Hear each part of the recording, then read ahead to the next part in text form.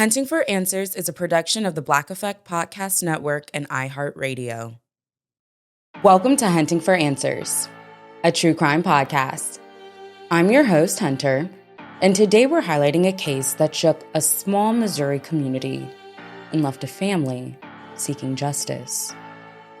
In November 2025, an 18-year-old girl got into a vehicle with someone her family said they were not close. She was last seen in Portageville on the evening of November 3rd and taken to a house in Hayti, Missouri. After that, she was never heard from again. Within days, her family was pleading for information. Then on November 14th, investigators made a heartbreaking discovery in rural Pemiscot County. And now, 4 men face charges connected to her death. This is the story of Kaniah Jennings. Kaniah Jennings was born on February 25, 2007. She was just 18 years old with her whole life ahead of her. She was a senior at Portageville High School and was set to graduate in 2026. According to her family, she also attended vocational school in Sikeston.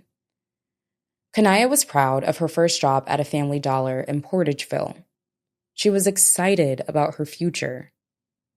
Her family says she sang with the More Than a Conqueror community choir and was loved by everyone who got to know her.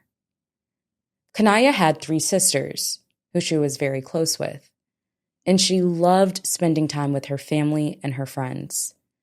She was just months away from walking across the stage at graduation.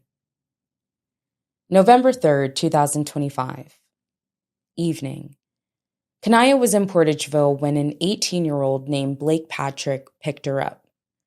Her family said she only loosely knew him. They were not close. They were not dating. That night, she was last known to be seen in a vehicle with him. Patrick drove her to a home on North Ash Street in Hayti, Missouri, about 15 miles away. It was the last time anyone who loved her would ever hear from her again. November 4th, 2025, in the early morning hours, Hayti police responded to a report involving Blake Patrick. He was accused of stealing a 2017 Nissan Frontier. Around this time, Kaniah Jennings was officially reported missing. The Hayti Police Department was assisted by the Pemiscot County Sheriff's Office and the Missouri State Highway Patrol. Investigators said they had growing concerns about a possible kidnapping. According to court documents, surveillance video and witness statements show that a 20-year-old named Antonio Branch was at the North Ash Street residence. Branch later told detectives he saw a man named Keenan Peoples carrying an item out of his home. Investigators say they believe that item may be linked to evidence found with Kaniah's remains. The next day, November 5th, according to court documents, Antonio Branch told police that he retrieved a plastic tote from a nearby trash can. Inside the tote, he said, were clothing items and a piece of metal. Branch told investigators he placed the tote on a fire ring. He said Keenan Peoples added leaves and gasoline, and that he then lit the fire. Investigators allege the fire was an attempt to destroy evidence. By November 11th, Kaniah had been missing for 8 days. Her father, Parrish Craig, made a public plea for help. He said his family had not been able to rest since his daughter disappeared.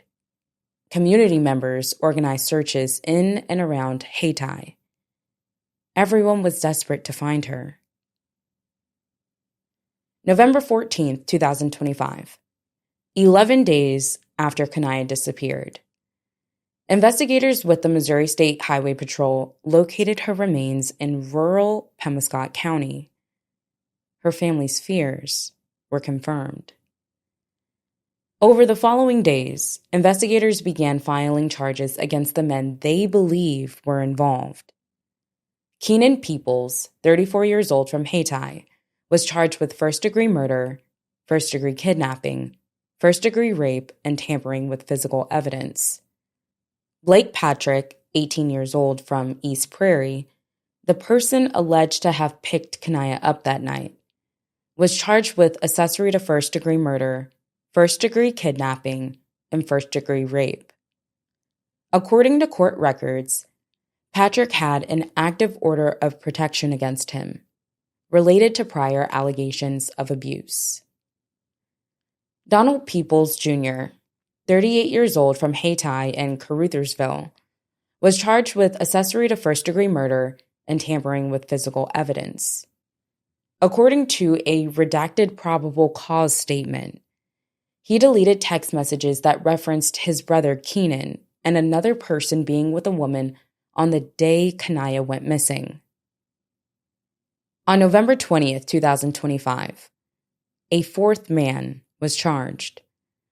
Antonio Branch Jr., 20 years old from Hayti, was charged with tampering with physical evidence. According to court records, the suspects were initially held without bond. According to the probable cause affidavit, investigators say the evidence tampering didn't stop with text messages. They also allege that Keenan Peoples destroyed and burned a DVR security system in an attempt to erase video evidence. According to court records, Blake Patrick told police that he and Keenan Peoples allegedly engaged in sexual acts with Kaniah. He alleged that Peoples placed socks in her mouth and that she was restrained with a blanket placed over her head. In the days that followed, the investigation continued, and the community began to mourn. November 22nd, 2025. Kaniah's funeral was held at 1 p.m. at Portageville High School, the school where she should have graduated just months later. The community also held a lantern send-off in her honor. Kaniah's sister spoke publicly about her grief. She urged women to stay aware and alert before entering unknown situations. The family has since planned to establish a nonprofit in Kaniah's name. As of December 2025, Keenan Peoples entered a not guilty plea. Preliminary hearings for the main suspects were scheduled for January 22, 2026. The investigation remains active with the Missouri State Highway Patrol. The legal process continues to unfold. Our thoughts are with the family and friends of Kaniah Jennings. If you have any information about this case, contact the Missouri State Highway Patrol or the Pemiscot County Sheriff's Office. Their contact information is listed in the description below. As we close out this episode, remember that sharing Kaniah's story helps keep her case from being forgotten and supports her family as they continue to seek justice. For updates on this case and others, follow Hunting for Answers. You can also connect with us through our Facebook group and find us on YouTube, Instagram, and TikTok. And reach out to us if there's a story you think should be highlighted on Hunting for Answers. Thank you for joining us for another episode. Until next time.